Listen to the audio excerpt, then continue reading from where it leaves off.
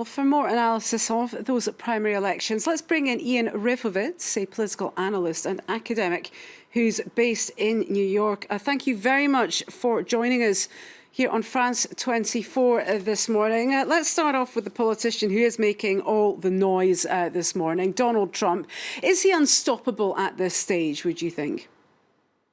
No, he's not unstoppable. He is he's almost certainly going to go into the Republican convention with more delegates than any other candidate.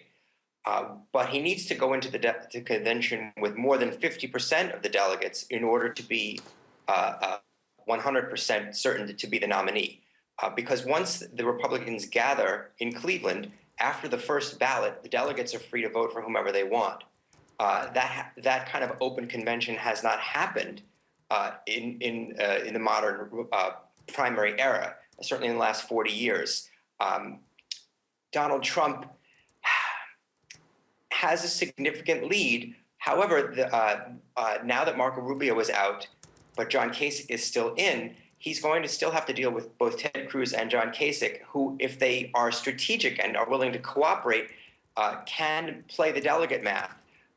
They can each compete in different states and clear the field in other states, so that where Cruz has the best chance of knocking off Trump, he'll take the lead, and in areas where Kasich has the best chance, he'll take the lead.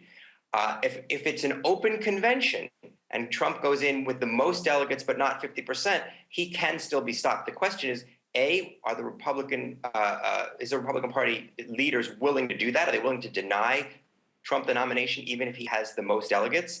And then number two, if they're willing to do that, who would they give the nomination to? Would they give it to Ted Cruz, who would almost certainly have the second most delegates, but who is really quite unpopular in the party and is seen ideologically in some ways as even more extreme, at least in terms of his conservatism, than is Trump? Could they give the nomination to Kasich, who would be a distant third at best? Could they give it to somebody completely outside the process, whether it's a Mitt Romney or a Paul Ryan? An open convention would be exactly that, wide open. Well, this is the question I was going to put to you. Marco Rubio was the establishment favourite. The Republican Party were hoping voters would rally behind. Who is the candidate the GOP want to rally around next? Is it really Ted Cruz, who's second in terms of delegate count at this stage, or do the hopes lie with a third-party candidate now?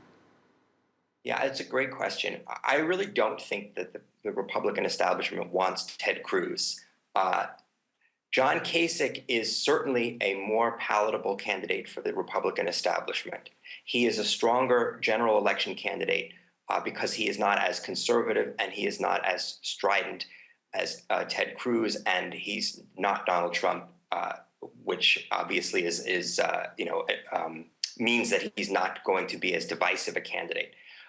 But even John Kasich would have problems with the conservative base because he allowed Obamacare to, he allowed Medicaid to be expanded in Ohio, which is something that's seen as a compromise with President Obama, something that's very unpopular with Republican voters. So there really is no easy person for the Republican establishment to turn to. Marco Rubio would have been that person. I think they will try to prop up Kasich to some degree, but I wouldn't be shocked if you came to the convention and they tried to bring in somebody from the outside, whether it's Paul Ryan or Mitt Romney, or if Trump was the nominee. There has been talk that the Republican establishment would abandon the Republican Party, at least at the presidential level, and try to nominate a third party, in a sense, nominate a Republican who didn't have the Republican nomination.